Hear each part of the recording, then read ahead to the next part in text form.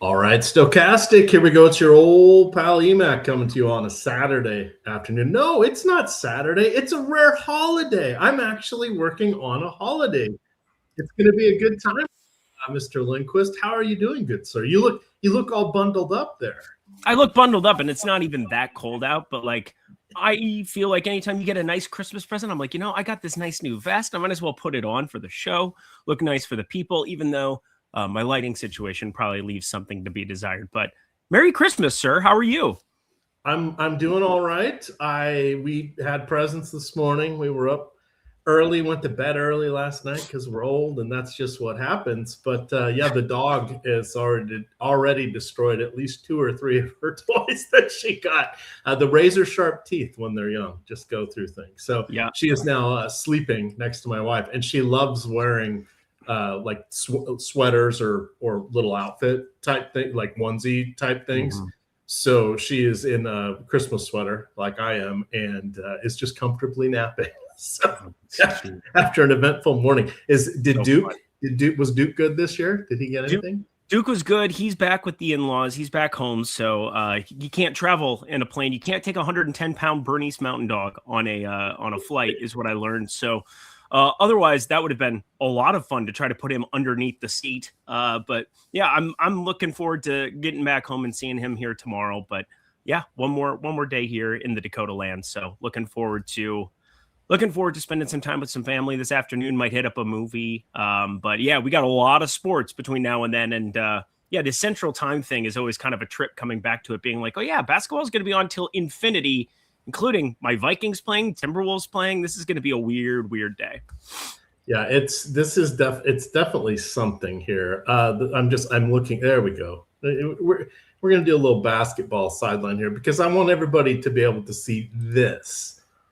20% off any package, promo code GIFT. We will be mentioning this a few times during the show. This is good through Sunday, but any package you want, 20% off, promo code GIFT. It just jump on in. The weather's great here, so enjoy. It's suddenly getting warm here in Florida. I'm wearing shorts, but I had to wear my DK ugly Christmas sweater that they gave. Was this a Tears thing a couple years ago, or did they give these out to most everybody? No, they gave them to us. We were special, and we did cool things and bet a lot of money that year. But yeah, no, we got some cool DK swag, and yeah, that sweatshirt, I feel like, I don't know, it lasted me a long time, and then I spilled on it at a Christmas party. So rip to my DraftKings sweater. Yeah, it was, and we're just collecting people here. Don't worry, we're gonna dive into the 3 games. We're locked and loaded for all this. I'm gonna share the screen. I am doing 6 lineups on DraftKings. I won 6 tickets into that. The Millie or whatever their big contest is, right? 32 in the NBA one. So I'm very focused.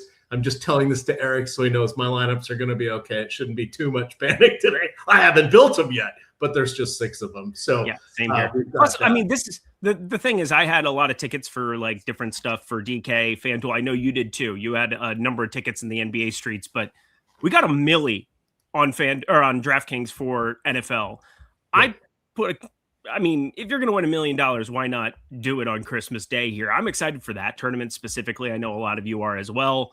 And I think there's some ways that we can build. And obviously this Washington news right out the gate with Chris Rodriguez Jr. being out.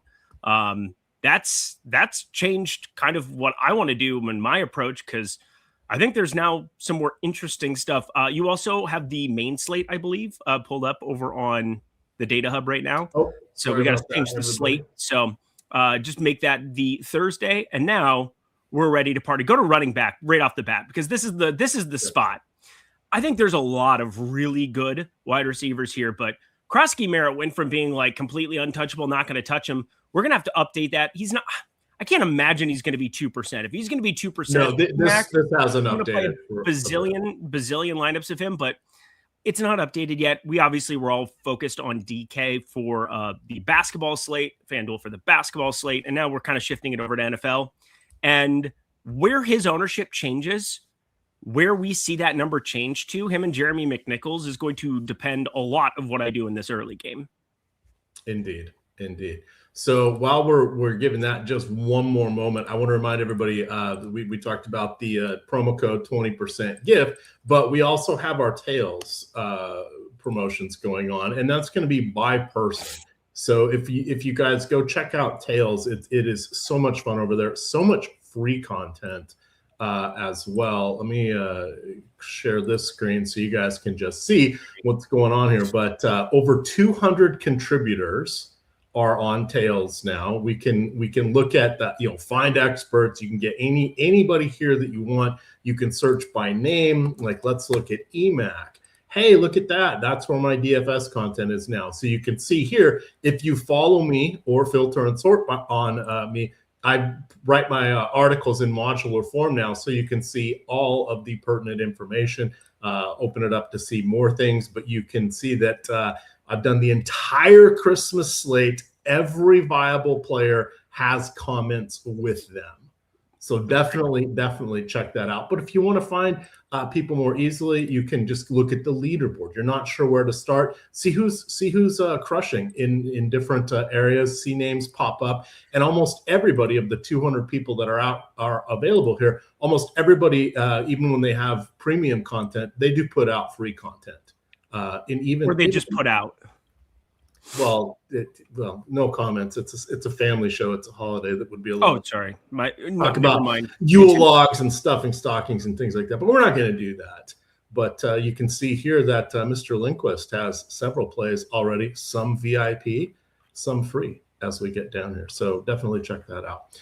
Let's get back to our fun, and we will focus on the games now. So you mentioned that semi-big news there with Chris Rodriguez being out. We just got ownership updated here in one of the screens. There we go. All right, so let's do that. Let's clear this out. Let's look at running back here. So JCM, some call him Bill, Ja'Cory Krusky-Merritt, 22% now. Yeah, he's not. I prefer Jeremy McNichols myself. Yeah. 13%. Talk about that. I got to get out of this DK sweater for just a minute. So I guess, obviously we go position by position when we're on the main slate shows for, and I'm saying that like, that's generally what we do. We can do whatever we want on a 3-gamer. We're going to be able to cover the ins and outs of everything as Emac strips for all of us. Merry Christmas. Well, now I've got my Santa shirt. Oh, hang on. You got to squeeze the pecs together for us and do it one more time. Oh my God. All right. Well, anyway, Josh Johnson, he will not be more than likely flexing on anybody. This is not a very good quarterback, and we've seen him with a number of different teams and a number of different situations. I'm with you. I think Jeremy McNichols is the more interesting guy on PPR 4,500. You really, for Ja'Cory Krusky-Merritt, you need a touchdown. Like, you just kind of need the touchdown. And I was curious to see where his ownership got.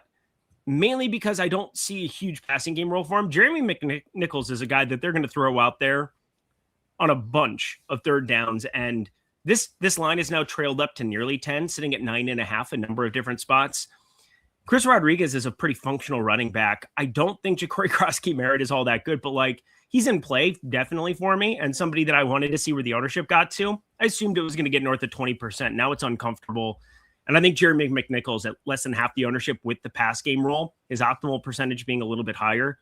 That was kind of the guy that I wanted to see exactly where the ownership got to, because we get to the third, fourth quarter, you're down 2 scores here. He's going to be out there a bunch if this game script works that way. And by all intents and purposes, it should, Emac.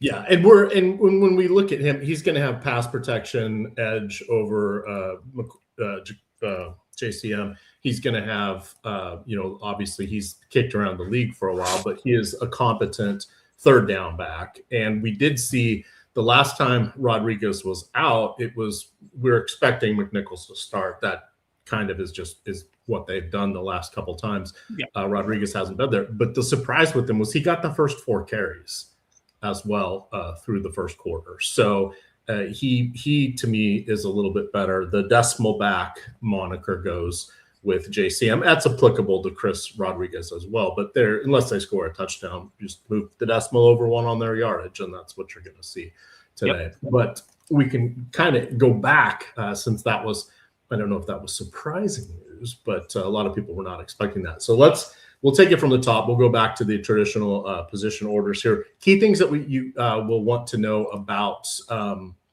the game, or the different, who's playing for what. So Dallas eliminated.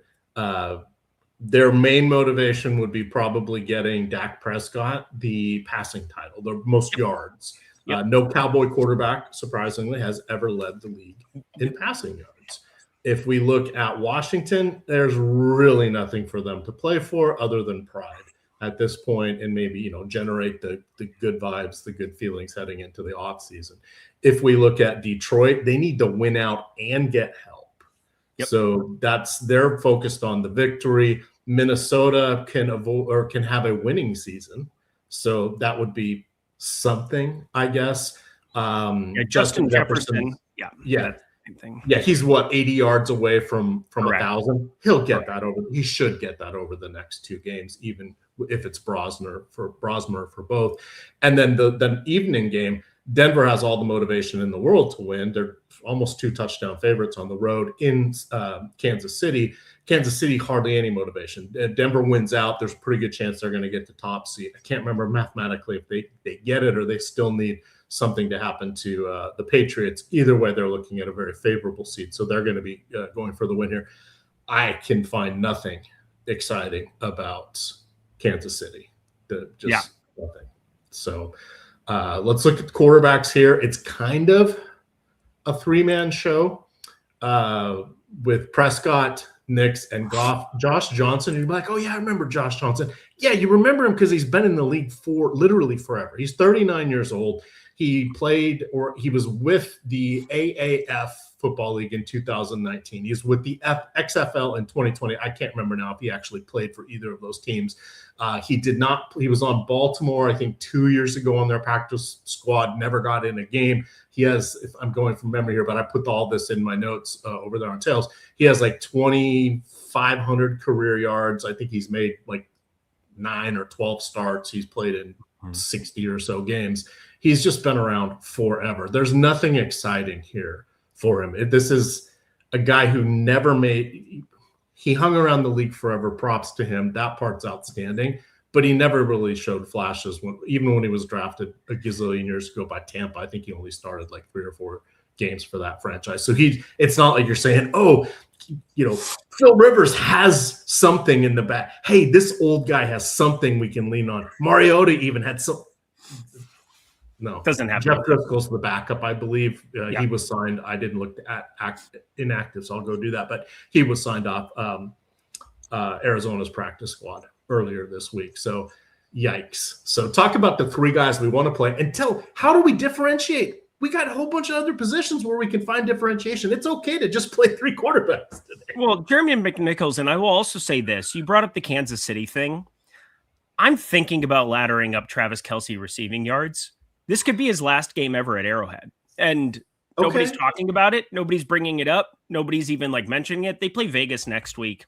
And this is just kind of if this is the farewell tour, the Eras tour, if you will, pun intended. I feel as though there's something there with Travis Kelce today. We've seen this where Travis Kelce, it's easiest when it's a tight end like this. I remember one of the biggest NFL DFS scores. I had a 50K score when it was the George Kittle, Travis Kelce thing. Travis Kelce went berserk, and then they wanted George Kittle to break the tight end record that Travis Kelce had just set earlier in that afternoon. And then Kittle goes completely berserk at USC at the Coliseum in LA and wins me absolutely everything. And so I kind of keep that in the back of my mind where it's all right, if I'm going to pepper somebody with targets, short route, tight end, running back, I feel like we could just see this be a flood for Travis Kelce. And I don't think I want to play Oladikin. I don't want to play him by any means. He is horrendous. But if there's one team that I think we might see something very, very unexpected, it might be on the Kelce side of things. I have no interest in Xavier Worthy. I have no interest in going to any of the other pass catchers pieces whatsoever.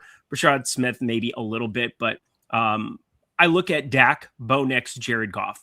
amongst these three, if we take Josh Johnson off the table, who does have some rushing equity, I suppose, to some extent, 16.5 isn't all that appealing of a rushing prop. That was the first thing I kind of looked at when I started figuring out, all right, am I actually going to play him at 4,400? What he allows you to do is he allows for you to just get up to all of the pass catchers plus Gibbs plus, like some of the Super Saiyan ceilings that we could potentially have here. But I think Bo Nix is going to end up being my guy. It's a 36.5 total. People really don't want to click on it. And I bet Dak Prescott over receiving or over passing yards. And yet it's just such an interesting build when you have to bring Pickens and Lamb along for the ride. I prefer Lamb pretty significantly, I would say, in this spot. And yet I still find it hard even playing as much McNichols as I plan to now that we get like a 4,500 piece that I think is, live for 3, 4, 5 catches in this spot. I really want to get myself to some Bo Nix because I think that ownership could look really, really low. We know how bad Washington's secondary is, but if you don't get the touchdowns there, if you don't get the right combination of Lamb, Pickens, or, single stack there, you're probably holding a lump of coal. And Denver's almost impossible to stack up and know exactly where you want to go. And that makes them so appealing to me on this specific slate where we have a dome game, we have a Washington secondary. I think everybody's going that direction. I think we get the good Bo Nix here. They get up really, really quickly, and you see him slinging around the park against Kansas City and get this thing over with like right away.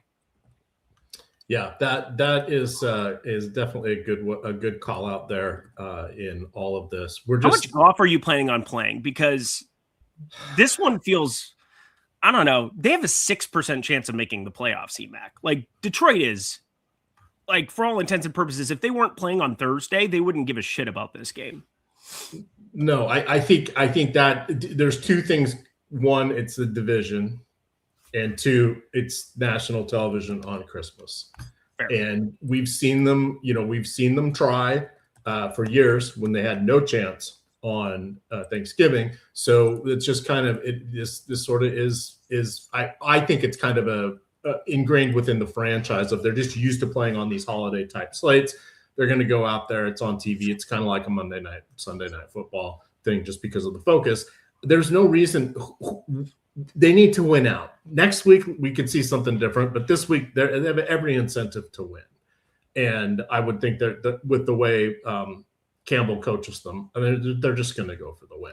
Now, could they get up 2-3 touchdowns and then turn it over to David Montgomery and not pass or things of that nature? Yes, absolutely.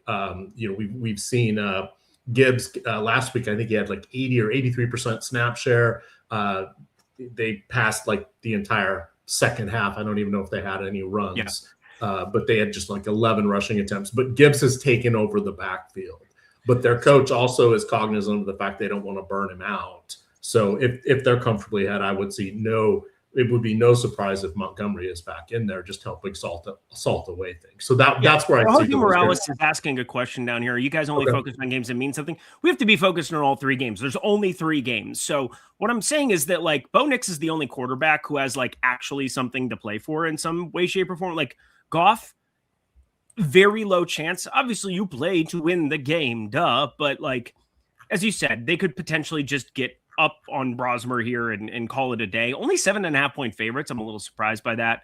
I've gone back and forth because my model does like Minnesota here, and I just don't agree with it in any way, shape, or form. It's inside of a key number at 6.5. So, at 7.5, just outside of the key number. So like just a weird football game in general. Plus, I don't think Brosmer's that bad. He had to go into Seattle for his first start. Phillip Rivers into Seattle for his first start in 5 years. Like, that's such a disaster place to go into. It's not surprising that Rivers played well after the fact, and I don't think it would be surprising if Brosmer played pretty well against a Lions team that defensively is kind of shit. So, but that being said, Bo Nix, he's the one quarterback who has something truly to like play for as far as winning goes, and he's much lower owned than Dak Prescott in a lot of scenarios. Like on FanDuel, only 4% difference, considering it's $1,000 difference. That's a little bit different equation on FanDuel side of things. But overall, I think Dak is a really, really good play. I think all other things being equal, he would be my favorite play. I think he's probably the guy you try to find a make away for in cash, no matter what. But I don't think in tournaments I'm going to have as much of him as I have of Bo Nix, just because of what that ownership could be. Yeah, so for my 6 lineups, I'm gonna start building those out here. I'll kind of run them on the side, and then we've got time to just do full sets of sims here as we move through the positions. But I think I'm really only going to play the 3 visiting quarterbacks, the 3 road quarterbacks in my 6 lineups. The 3 best quarterbacks. Yeah, those are the 3 best. If you have to punch, I mean, Josh Johnson's going to be, I mean, significantly more owned than the other guys. Like, is there another quarterback you could actually click on? By the way, you're on the main slate again. Sunday La Beach. You just got to change it. You just got to get yourself in the habit. You're going to have to click on Thursday every time. There you go. Max Brosmer would be my next favorite, but purely because we saw Phillip Rivers get completely decimated. I'm playing 150 on DK. I think I'm going to end up with double-digit % owned of Max Brosmer.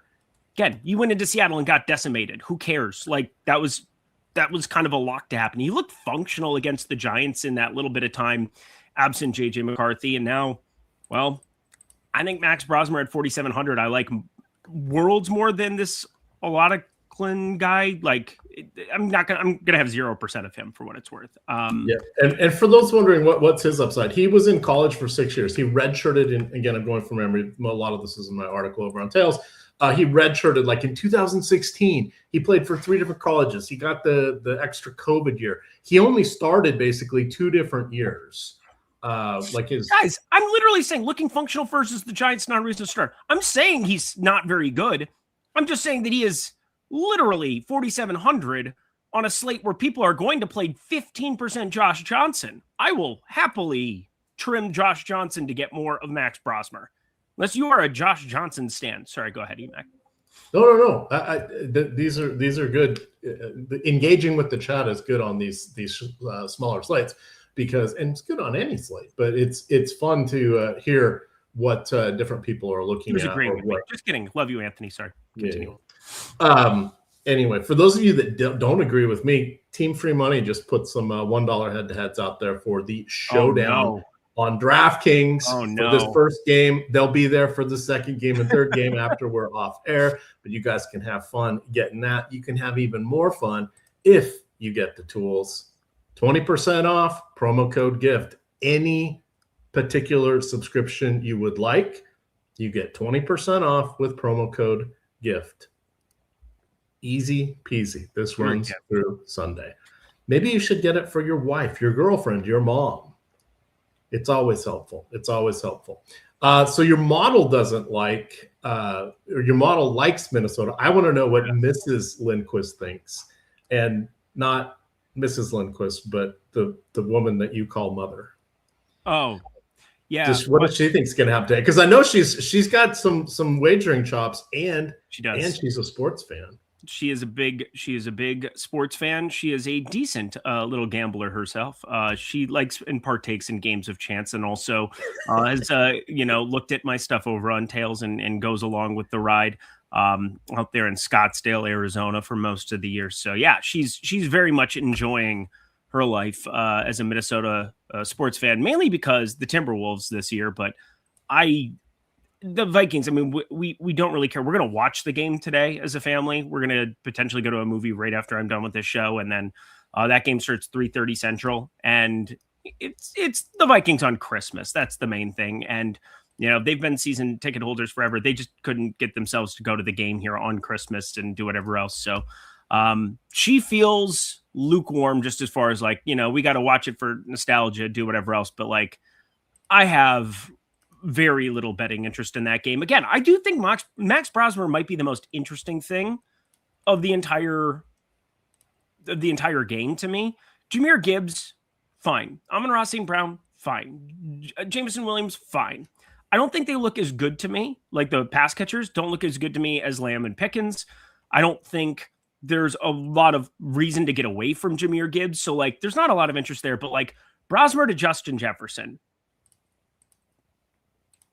I don't know that I could pull the trigger on it in one lineup, but as I expand out my pool and as I keep going, I feel as though Max Brosmer might be one of those dudes who's just really, really, really low owned on this slate. And it's because he was bad against Seattle. I don't care. That's the best defense in the NFL. Number 1 DVOA, number 1 in pretty much every single metric that has to do with trying to pass against a football team. And these Lions are just a sieve. They're just awful. So here we go. I'm talking myself into more Max Brosmer as we go. This is awful.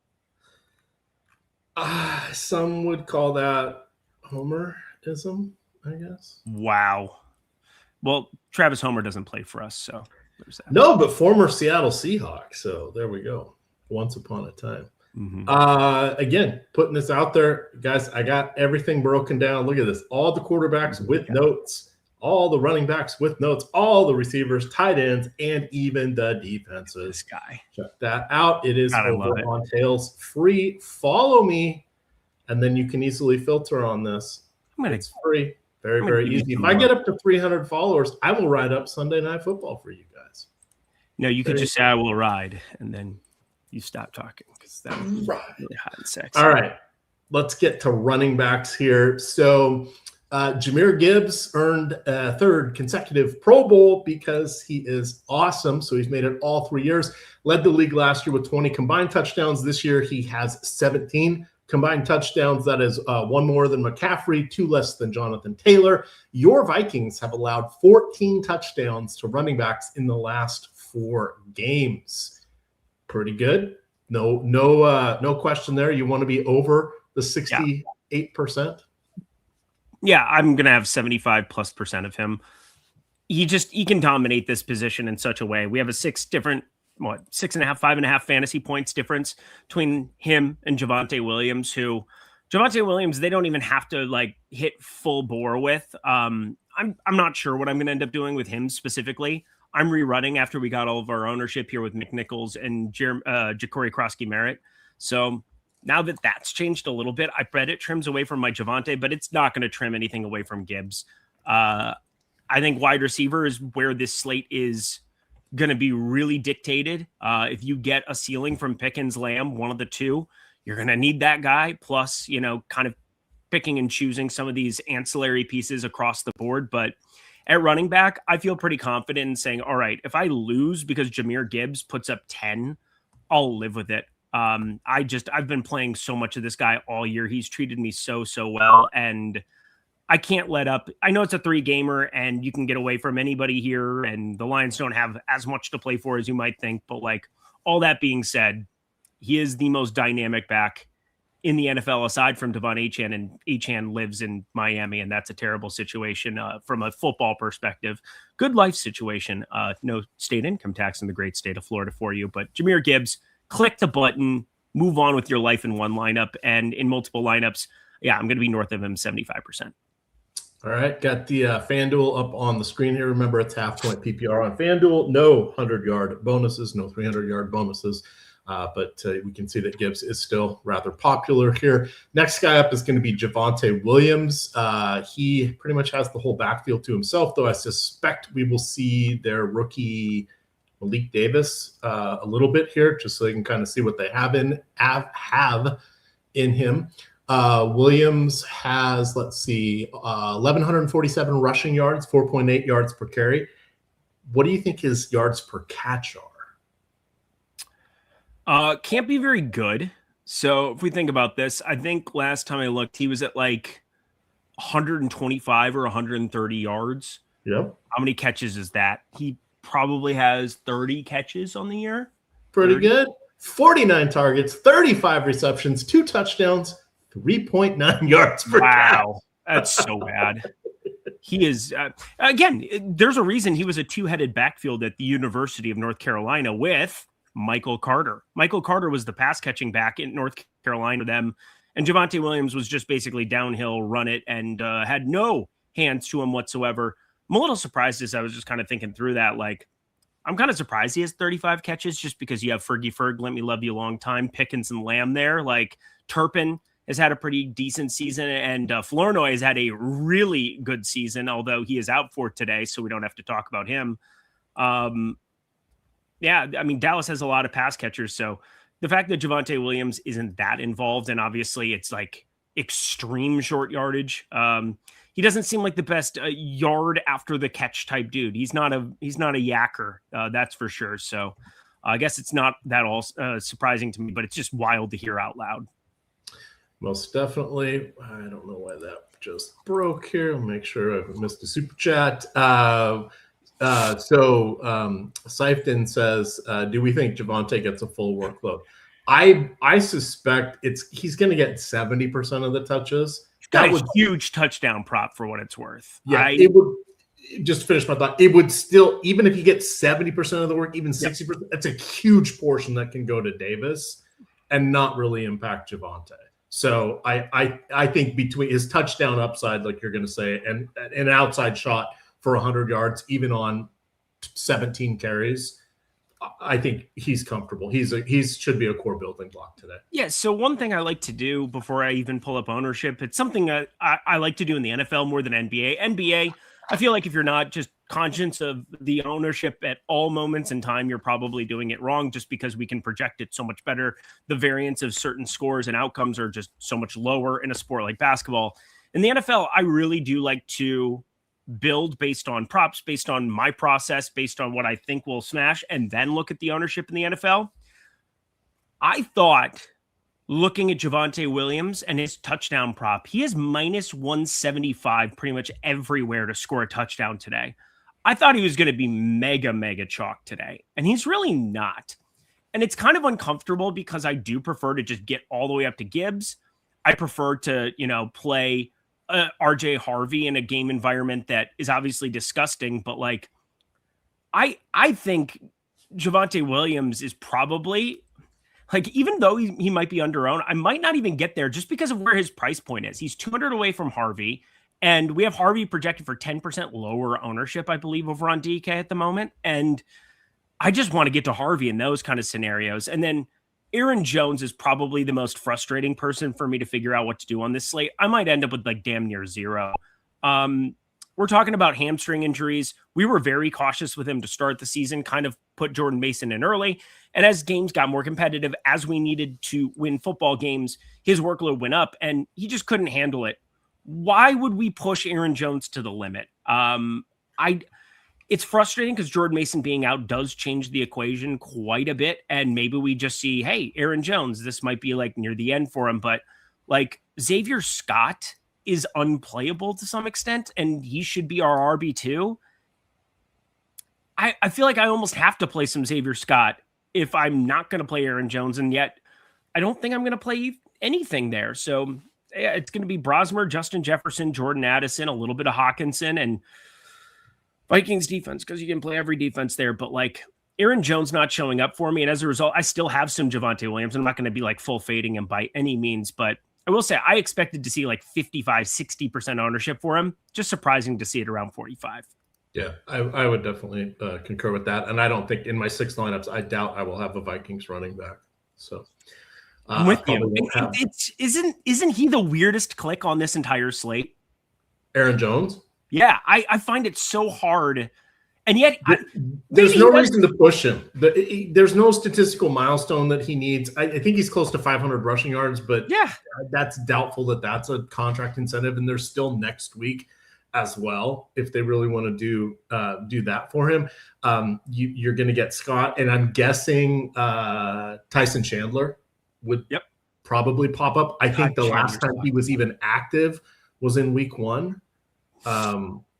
Unless he plays special teams, which I don't think he does, but he hasn't had any offensive snaps all year. That I do know. Yep. So yeah, there's nothing in there. Is Jones under contract next year? See, that's the thing is I knew he was under contract last year when we started to put bubble wrap on him, and then we unleashed him at the end of the year, and it didn't matter because we played the Rams, and the Rams just owned Sam Darnold's soul. Until last week or 2 weeks ago. Congratulations to you, Emac. He's under contract next year for $9 million. Yeah, so there's just no planet where I'm going to be doing that. But yeah, no, Hawkinson's out. So, I mean, it's going to be Josh Oliver. It's going to be, the pass catchers and Addison and Justin Jefferson. I just don't know if I can click on Aaron Jones today. It's just so hard. He will not be in single entry for me. He won't probably break 20 max for me. I'll play 150 and I'll get to a couple maybe, but like I doubt Aaron Jones is something that I need to have. Yeah, Jeremy McNichols. This is the dude I'm gonna like live or die with today. Yeah, I lied when I said I wasn't gonna play. I'm gonna play McNichols. Sorry, I'm too. He's my favorite punt. What are you doing with Krosky, Merritt? No, I don't want to play him. I think I might bet his. No, maybe you bet his touchdown, but what's he gonna? How is he gonna hurt you in DK? Okay, he gets 100 yards on the bonus and a touchdown. Yeah, 17 points. Ridiculous. He needs a ridiculous rushing ceiling to kill you on DK. Go Jeremy McNichols. I hate that we're on the same page with that, but what can you do? It's the right play, I think. Yeah, and then quickly on Kansas City, I don't really want to play any of them. Pacheco, maybe they start to give him. They gave him a little more work last week. I think he's still under contract. We've seen Clyde Edwards-Helaire pop up, and he hadn't played at least a good year and most of this year as well. Brashard Smith, they have not. I don't think he's cracked 20% snap share yet. And then there's no reason to give Hunt a whole lot. And they've got a third string quarterback. There's just nothing to like about the Kansas City running game. But RJ Harvey. Yeah, we'll see. If Dameon Pierce is active, I probably don't play anything there. But Brashad Smith, I think, is probably like semi-interesting. If you're showdowns are different answers. 3-game slates. But 4,100 for Brashad Smith, and you potentially could turn like some of your MIMS in the flex exposure into Smith or something. Like, it's just going to depend on how my lineups are doing. Obviously, NFL game. I love these kind of slates because you can late swap and people are just not really paying attention. It's the same reason that we generally love these NBA slates, which, by the way, I need to actually pull up that game quick because I had some live betting that I wanted to take a look at. Cavs are just smashing the Knicks right now, and I did bet Cleveland +6, so I feel good. But we'll see kind of how people are late swapping throughout the day, because I do think there's a pretty good chance we get some really low owned pieces on the like nobody wants to play Kansas City, and I'll try to find something there. I just don't want to do it through like Xavier Worthy or guys who are already going to show up in a lineup. All right. So back to RJ Harvey. He's very much in play. I'm consolidating around these top three guys as best I can.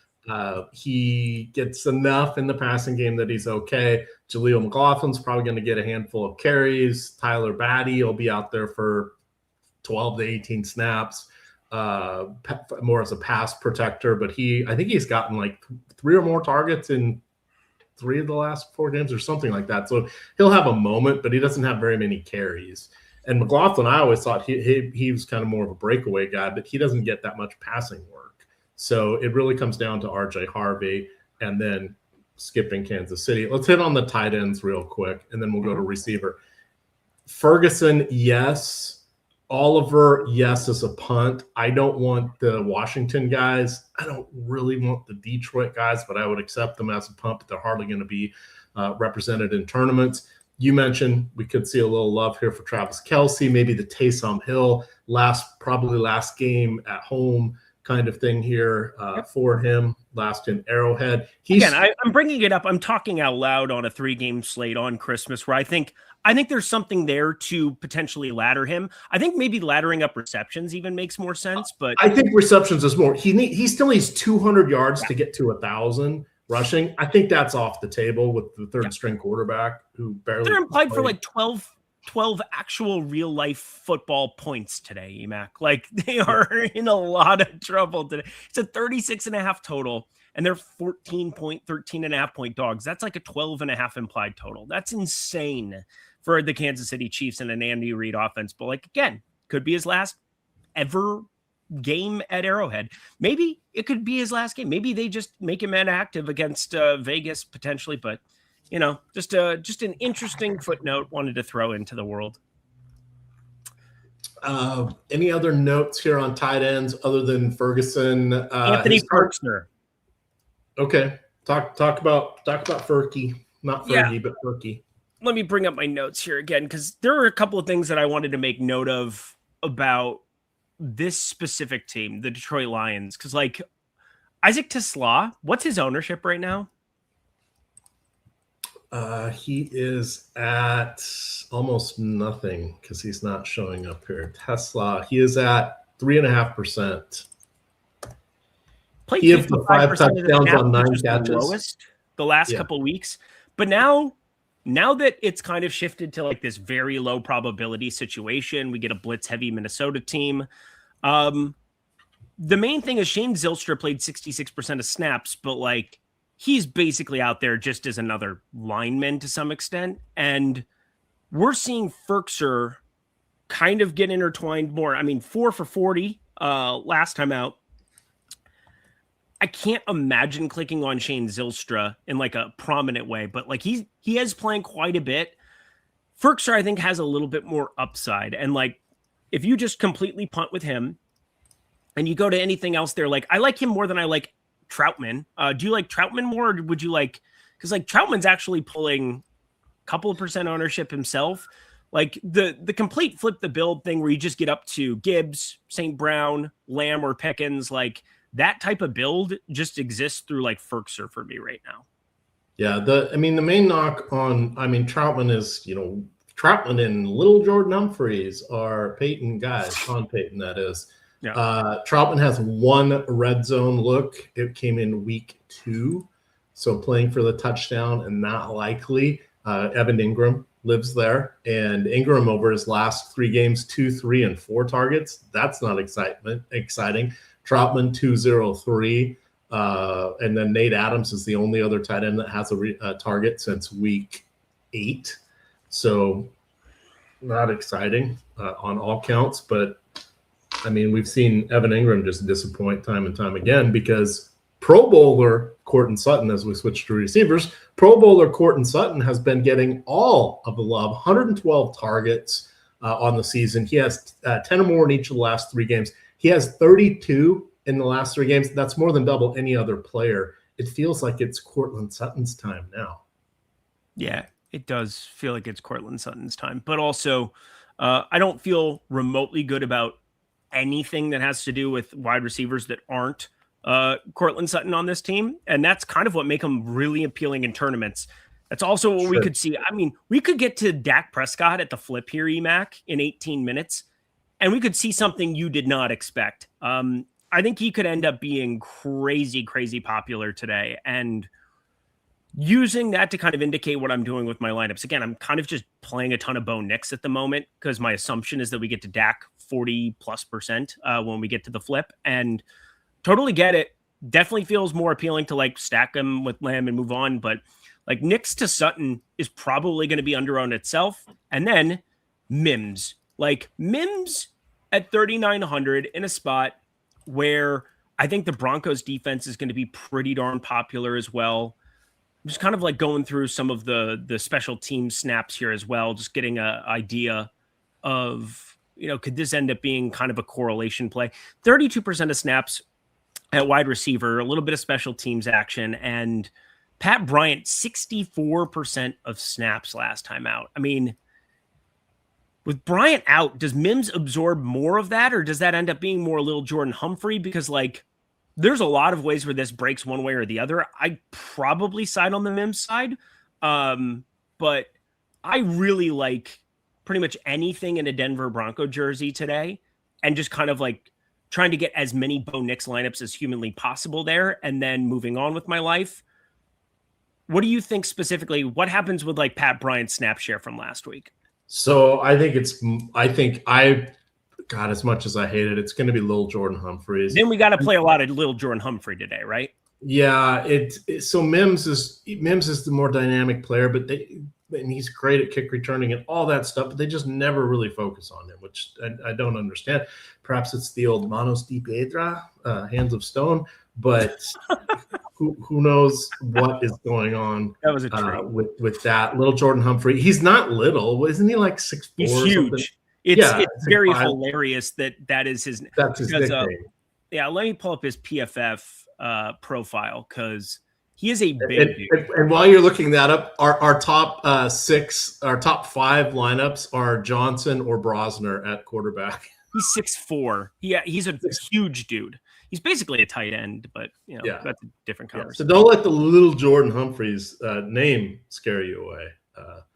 It's just kind of funny, but God, this is interesting to see, and this is all leverage, kind of what Eric was saying. Josh Johnson is really popular in the Sims right now. I'm trying to tone it down a little bit just because the Brosmer side of it I think is pretty appealing, but again, Cowboys defense is awful. I totally get why this total is by far the biggest we've got on the board, and that people will end up playing a ton of this game.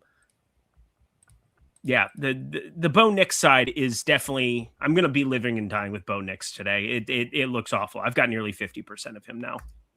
Yeah, how many lineups do you get in runbacks with them? I don't think you need to. I mean, most of it is Kelsey. I think I've made that pretty clear too. Where if that game environment ends up shooting out to some extent, it's a 36.5 total. I don't expect it to shoot out, but I expect Travis Kelsey to potentially be somebody that has that kind of ceiling. And it's not like people aren't playing him. He's 20% owned. So most of that is not a run back. I would say a large majority of this is not a run back. But as I said before, I could turn Mims into Brashad Smith, and it's all going to depend on Dameon Pierce being active or inactive. If he ends up active, you just have 4 guys who can play running back, and they can just do whatever they want to just kill clock and not get anybody hurt. In the event that he ends up out and inactive, I think we got a shot where it's just the main 3 guys there, and Smith can end up being like, I don't think he'd lead the backfield still, but like he becomes far more intriguing just to catch 3-4 balls.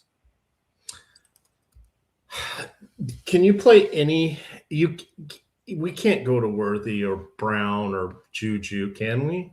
No. Single game slate, yes, but I don't see it on this slate. I can't. Not when you have Lil Jordan Humphrey and Marvin Mims. Not when you've got Turpin, who I think is a really good contrarian play from that first game in some of your DAC stacks.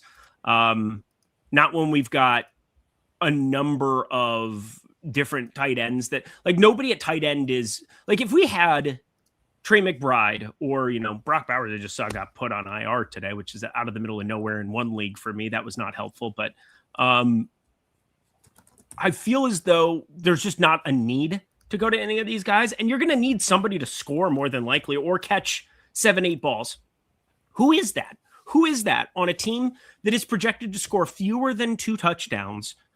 What is the upside for Xavier Worthy, Hollywood Brown, Juju Smith-Schuster? Like, I really cannot play them at the wide receiver position. If one of them ends up optimal, I'm screwed. It is Kelsey, and it is in the event that you get Pierce out, you get Brashard Smith. Like, I can't play anything else on this football team. Yeah, this is an oddball game. Kansas City defense, probably the most appealing play on the entire, like, they're 2,200. Like, I think they might be the most appealing play just to punt, just to purely punt and hope that, nobody scores a defensive touchdown today. How much Cowboys D are you going to end up with? Because the Sims love the Cowboys defense. Cowboys D and Josh Johnson, it looks like. That seems to be kind of like the Sims path right now. I just finished up this, so I was just in the stacks portion. Let me pull up players and defense. I have 27% Cowboys D. I have 37% Broncos defense, and then Chiefs, my 3rd highest owned defense. As I said, probably the most appealing play on the entire team, just hoping that you don't get some absolute trash run out, or hoping that the Broncos don't put up 20 fantasy points like they probably have the upside to do. But like Lions, Vikings, nobody's going to play those defenses. They're like in the middle of the pack. Maybe you get one really, really low owned, but yeah, Cowboys defense at 3K, I think, is a much better play than Lions at 3,200. Totally. Look at me with defensive takes on a show. That's why. No, I knew you would, because this is one where it's like, you want to have a few thoughts on here. So I'm actively putting the Chiefs in my lineups, just because I don't think a lot of people are going to get there, because I don't think you super need the salary. And that's, to me, that's like, all right, well, okay, I can live with that. It just takes a scoop and a score, a pick six, Arrowhead should be rocking. We'll see. We'll see. Man. Bo Nix and Max Brosmer, what a time to be alive. It's ironic. I bet over passing yards for Dak Prescott, and I have virtually no Dak Prescott in 150. Like, what are we doing? What are we actually doing with our lives on Christmas Day, Emac? Oh no, this is bad. I don't know. All right, it's just money. It's only money. And I'm at my parents' house. I can go beg for some more if I need it. Yeah, that was sarcasm, by the way. Gamble responsibly. It was a joke. Yeah, 1-800-GAMBLER. Please call or text 1-800-GAMBLER. How much Dak Prescott do I have? I have 10% right now. It's not a lot of Dak Prescott. And most of the Dak Prescott I have has one of Pickens or Lamb and then Flournoy and or Ferguson. Like, just Flournoy's out. Or not Florida. So I meant Turpin. Oh, okay. I love Turpin today. How many Justin Jefferson you getting? More than I should say out loud, probably. Really? He is my 5th highest owned wide receiver. Actually, I just screwed this up. Hang on. 150. I got to save this 150. I jumped out of it. He's my 3rd highest owned wide receiver, 48%. I have more Cortland Sutton. I have more CeeDee Lamb. There we go. All right. Looking at my lap, I don't want to play Ja'Cory Merritt. Yeah, you do. Yeah, you do. I? Dirty dog. No, you don't want to play him that much. We'll say the Sim's really not getting you to Jeremy McNichols. You have to nuke. Oh. But remember how fragile projections can be this time of year, too?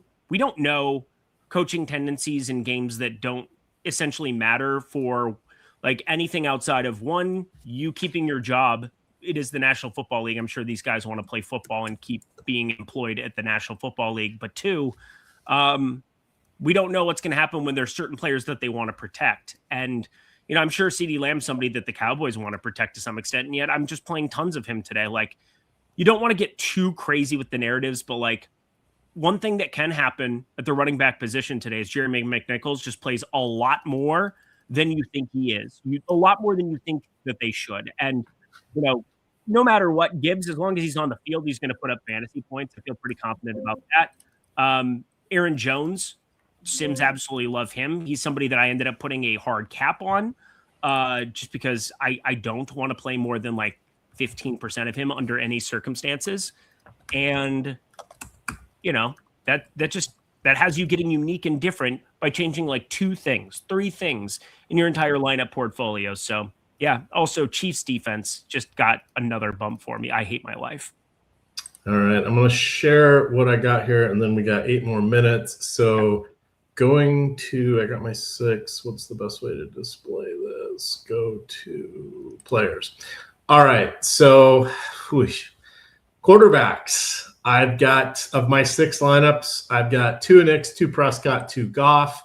I've got Javonte Williams in 5 of 6, Gibbs in 4 of 6, Harvey in half. I did play 1 Ja'Cory Merritt, and I played 1 Jeremy McNichol. I've got half Debo, half Sutton, half Lamb, only 2 of the 4 with Jefferson. Yeah, I'm not quite getting to the guys I wanted, but I want the ROI and the leverage. Otherwise, I'm going to min cash maybe with everybody else. And I have so much Evan Ingram, but I will probably try to swap that out later. Why would Dak get full run? Because it's the Cowboys, and the Cowboys do things to try to get records and to do whatever, because they're obviously not playing for playoff positioning. This much is known. Indeed. And we can look right here on the old Emac notes here.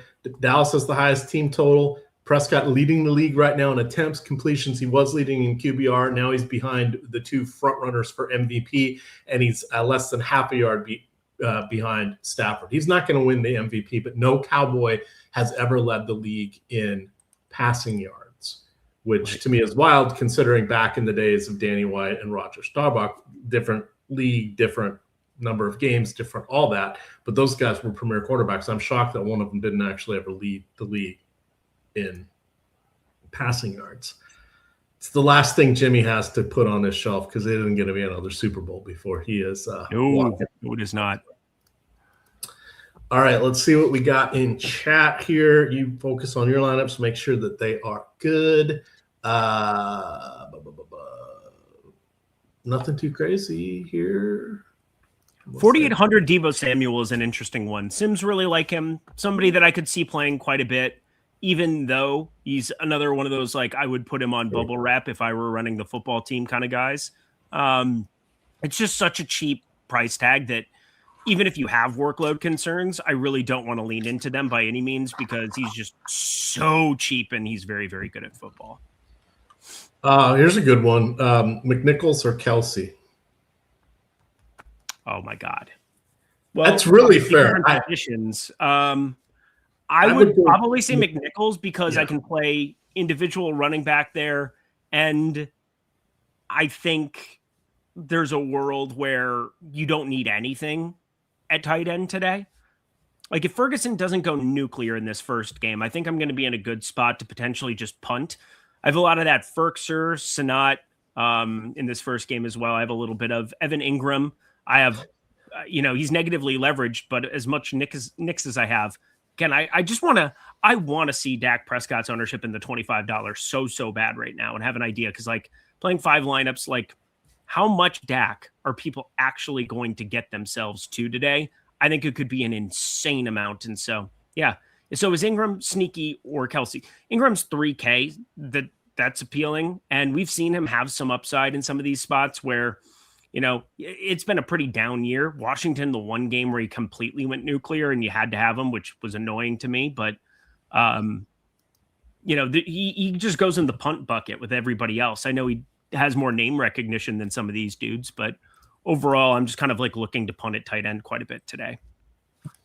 Yeah, and surprisingly, we're not getting a lot of double tight ends. No, this is like the opposite of every slate we've had on a main slate for like 3 weeks. But what do you gain by going double tight end when you can easily fit Gibbs, Lamb, or it's just not really necessary. This is going to be crazy. Yeah. This is going to be a nuts football slate for what it's worth. I don't think people realize, like, Isaac Tesla, Marvin Mims, somebody having a question between the two of them. I prefer Mims just by a little bit, but not a ton. I think the little Jordan Humphrey thing, if you do think he's going to be on the field a lot more, if he's going to be the primary beneficiary there too, he's going to play in garbage time. Whereas like Mims, I think you probably protect at some point just because of how dynamic of a punt returner he is. But again, you don't want to get too mega, try to be too mega brained with some of this stuff, because otherwise you just start boxing yourself into takes that you don't actually believe. Like, I don't know what to make of Marvin Mims' snap share today. I just know he's really good whenever he's on the field, and he's one of the best playmaking wide receivers we have in football, period. He just never gets on the field because he can't block. He just can't block. So there is that. Yeah, they're going to be good times. Everybody going to be good times. Final thoughts as everything winds down. 2 minutes to go. Follow us on Tails. You can get my free content over there. You can get some of Lindy's free content. If you guys aren't following Lindy, you get Lindy and friends in the Discord there. That means Aton Chander. That means Greg Ehrenberg. It's a pretty good deal over there. I should be following you guys more. And Greg doing his free bankroll challenge. Greg is scorching hot right now. Josh is white hot, supernova hot on his pick'ems for Prize Picks. We got you covered. Lofty putting out the good stuff. Ben putting out the obscure stuff. So much free content over there at Tails.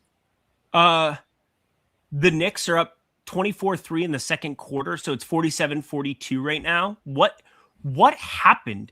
Yeah, the Cavs have 4 points the entire quarter. Somebody's at the line right now. I don't know who, but nice. Thanks, Jordan Clarkson. Oh, God, please get that off the screen. That is horrendous. On Christmas Day, too. On Christmas Day, you do that to me?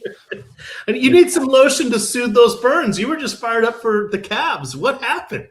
Yeah, I was. And then, you talk shit, and all of a sudden, you lose. So cool. The NBA is a game of runs. Yeah, well. Just ask Paul Pierce. Now I've got the runs. Yeah, there you go. There's the joke. You found it.